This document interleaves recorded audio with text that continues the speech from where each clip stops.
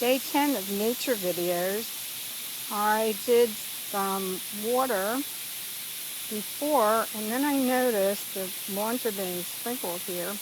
I noticed water and then reflections, tree reflecting in the puddles in the street, and I started seeing faces again, so I wonder what this will look like.